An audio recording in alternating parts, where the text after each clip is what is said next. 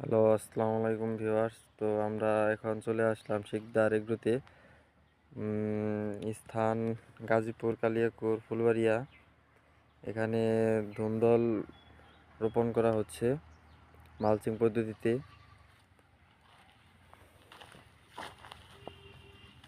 তো চলুন আমরা দেখে আসি কীভাবে এখানে ধুন্দল রোপণ করতেছে।